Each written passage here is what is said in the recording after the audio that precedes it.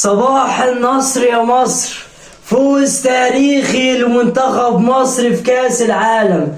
يا عم ايه الحلاوة دي، ايه الطعامة دي؟ بصراحة شابوه شابوه لرجالتنا وشابوه للعميد لانه قاد منتخب مصر وعمل مباراة عظيمة النهاردة. نفصل بين الكوبلين وبعدهم ونعمل ماز ترى ماز ترى واللي لا لا لا لا اللي واللي لا لا لا تيرا تيرا تيرا تيرا تيرا والله العظيم. السلام عليكم ورحمة الله وبركاته. برحب بكل متابعيني وعشاق الساحرة المستديرة في كل مكان. ويا مصريين هم المصريين والله وعملوها الرجالة بالتلاتة يا حبيبي بالتلاتة. صباح النصر يا مصر، صباح الجمال، صباح العسل.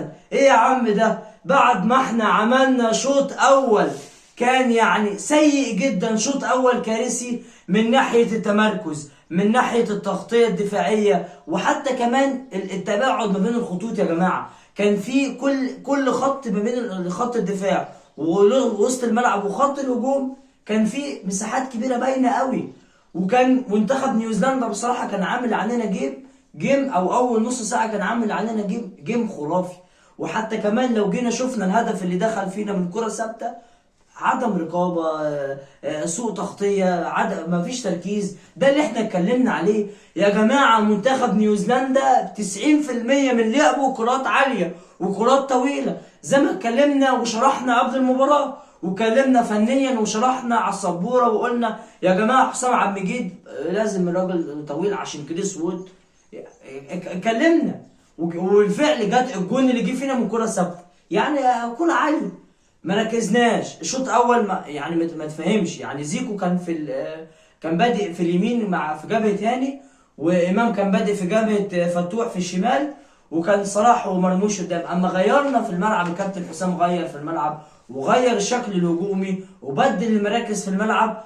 في بعض العناصر ما ظهرتش بشكل كويس زي مرموش، لكن بصراحه رجالتنا موجودين في الملعب، موجودين في الميعاد.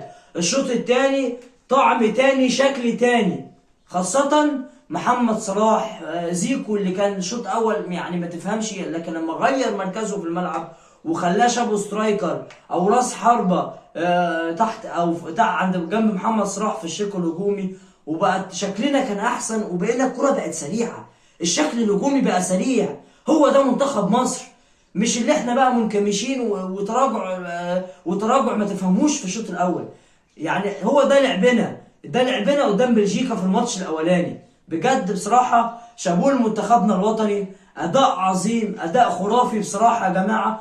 وان شاء الله باذن الله نتاهل. احنا كده يعني شبه تاهلنا لكاس الدور الثاني، الدور 32 في كاس العالم. وايه ده يا عم، املى عينك املى عينك، احنا المركز الاول بصراحه. وطبعا يعني في بعض العناصر في منتخب مصر، يعني تريزيجيه لازم نشيد بيه بصراحه، نزل راجل وسجل جون. وحمزه عبد الكريم يعني نزل بصراحه وعمل يعني اداء، راجل لسه برضه سنه صغير وبتاع، نزل وعمل اداء كويس. نفس الكلام برضه لازم ندي حقنا لزيكو. الكره العرضيه اللي محمد هاني عملها برضه ليه كل التحيه وبصراحه. ومصطفى شوبير عمل اداء عظيم، النتيجه دي ما تنسيناش. لكن برضه مصطفى شوبير لازم ياخد حقه، عمل مباراة عظيمة، شال أكتر من كورة في الشوط الأول. وبصراحة مليون مبروك لمنتخبنا الوطني، أداء عظيم، فوز كبير يحفر في التاريخ للعميد. تحت قيادة العميد منتخب مصر يفوز على نيوزيلندا بنتيجة 3-1 في مباراة استثنائية. أنا ليه بقى يا الحبيب الشعب يولي بقاء يا الحبيب الشعب يولي بقاء يا الحبيب. صباح النصر يا مصر، ومليون مبروك لكل الشعب المصري. فوز تاريخي، فوز عظيم عمره ما يتنسي، وإن شاء الله بإذن الله نكمل ونوصل أبعد نقطة في البطولة. سلام عليكم.